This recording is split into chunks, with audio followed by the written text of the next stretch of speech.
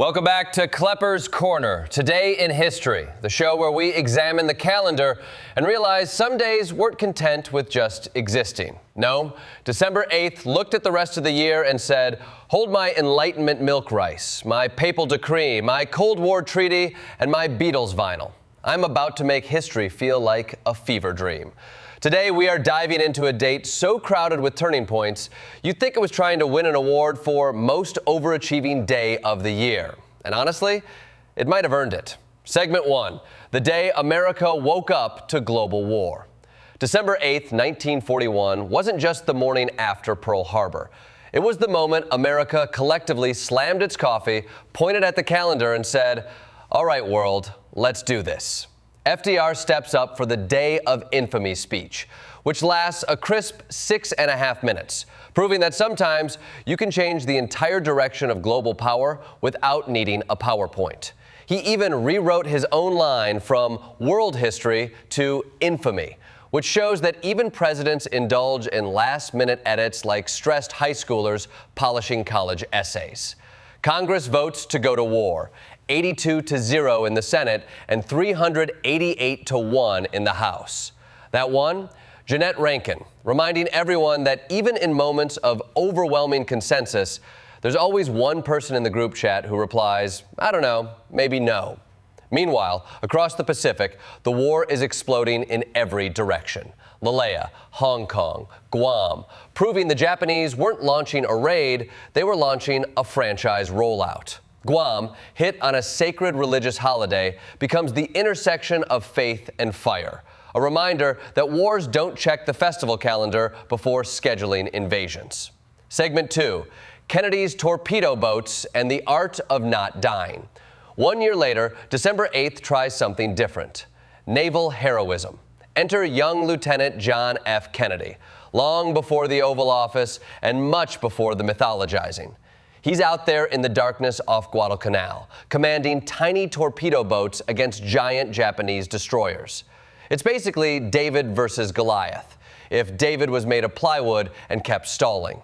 The PT boats disrupt the Tokyo Express, sink a submarine the next night, and remind us that sometimes history turns not because of grand strategies, but because some 20-somethings in leaking boats refuse to let the enemy pass. A year earlier, America entered the war. By this date in 1942, Americans were learning how to actually fight it, in the tropical equivalent of bumper boats with torpedoes. Segment 3, atoms, treaties, and the day the USSR stopped being a thing. December 8th becomes the Cold War's signature date. In 1953, Eisenhower unveils Atoms for Peace, a rebrand attempt so dramatic you'd think he hired Madison Avenue. He basically says, sure, nuclear weapons can vaporize cities, but what if they were also good for agriculture? It's the diplomatic version of asking, have you tried turning your apocalypse off and on again? Fast forward to 1987. Reagan and Gorbachev signed the INF Treaty, eliminating thousands of nuclear missiles. This wasn't just détente, it was Marie Kondoing an entire missile class because it did not spark joy. Then, in 1991, the Cold War doesn't just thaw, it collapses entirely, when the leaders of Russia, Ukraine, and Belarus meet in a hunting lodge, drink tea, and casually dissolve the Soviet Union. Gorbachev finds out after George H.W. Bush, because nothing says your empire is over like hearing it secondhand. Segment 4, NAFTA and the dawn of globalized headaches.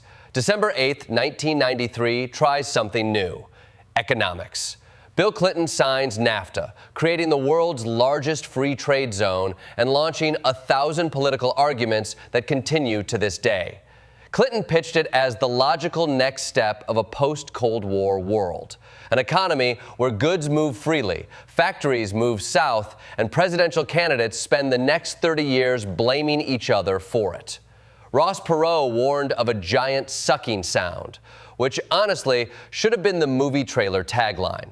But whether you're a fan or critic, NAFTA transformed North America's supply chains, making your car a multinational group project. December 8th reminds us global integration is great, until you try to explain your new trade relationship to a town hall full of Midwestern steelworkers. Segment 5, Faith, Enlightenment, and the day the Pope and Buddha accidentally shared a calendar. If December 8th were a theme park, this would be the spiritual ride. On this day in 1854, Pope Pius IX defines the Immaculate Conception. Not the conception of Jesus, but the conception of Mary without original sin. A bold move, centralizing papal power and setting the church up for Vatican I, which opened exactly 15 years later on the same date, because the Vatican loves symbolism the way Starbucks loves seasonal menus. Vatican I declares papal infallibility, the theological equivalent of turning on God mode. Meanwhile, in the Buddhist world, December 8th is Bodhi Day, honoring the Buddha's enlightenment under the Bodhi tree. You have Mary's divine purity on one side, Buddha's cosmic awakening on the other, and all of it happening on a date historians must absolutely hate because it forces them to explain metaphysics and geopolitics on the same exam. Segment 6, John Lennon, Dimebag Darrell, and the cultural curse of December 8th. December 8th is where music history shifts from harmony to heartbreak. In 1980, the world loses John Lennon, a cultural icon, a Beatle, a man who asked us to imagine peace outside the Dakota. The mourning spans continents, global vigils, Beatles records spitting everywhere, a generation feeling the final shattering of 1960s idealism. Then, 24 years later, Dimebag Darrell, heavy metal legend, is killed on stage during a performance. Two towering musicians, two different genres, one date that feels cosmically unfair. December 8th becomes the grim reminder that cultural revolutions are fragile, and fame is both spotlight and target. Segment 7, Planes, Politics, and People Who Should Have Been Having Much More Boring Days. December 8th apparently decided Aviation should also participate in its emotional roller coaster. Pan Am Flight 214 explodes after a lightning strike, leading to major safety innovations. Olympic Airways Flight 954 crashes into a mountain. United Flight 553 goes down in Chicago, fueling Watergate conspiracy theories because someone from Watergate politics was on board. December 8th also hosts Abe Lincoln's proclamation of amnesty, the 1962 New York newspaper strike that made people rediscover the art of talking to each other, and the kidnapping of Frank Sinatra Jr., proving even celebrity families aren't immune to the chaos of this date. It's as if December 8th looked at the rule book for reasonable historical pacing and set it on fire.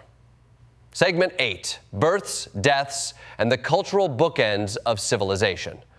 Birthdays on December 8th include Jim Morrison, America's poetic rebel king; Diego Rivera, the muralist who painted history onto walls and occasionally irritated capitalists; and Eli Whitney, whose cotton gin reshaped the economy and accidentally entrenched slavery. John Glenn passes away on this date in 2016, a reminder that the heroes of the space race are now part of history rather than participants in it. Movie premieres land here too. The Deer Hunter, a brutal meditation on Vietnam; The Greatest Showman, celebrating spectacle; and I Love Lucy, breaking taboos by acknowledging pregnancy on TV. December 8th births, deaths, and debuts give the day the feeling of closing and opening curtains so quickly it's hard to tell which act you're in. In conclusion, December 8th isn't a date. It's a supergroup of historical events performing a reunion concert every year. It's the day America enters global war, the day the Soviet Union exits history, the day popes define dogma, Buddhas find truth, and musicians leave legacies. It's a date that captures the entire human experience: conflict and peace, enlightenment and tragedy, innovation and collapse. December 8th is a reminder that history doesn't politely space out its milestones. Sometimes it piles them all onto one square of the calendar and dares us to keep up.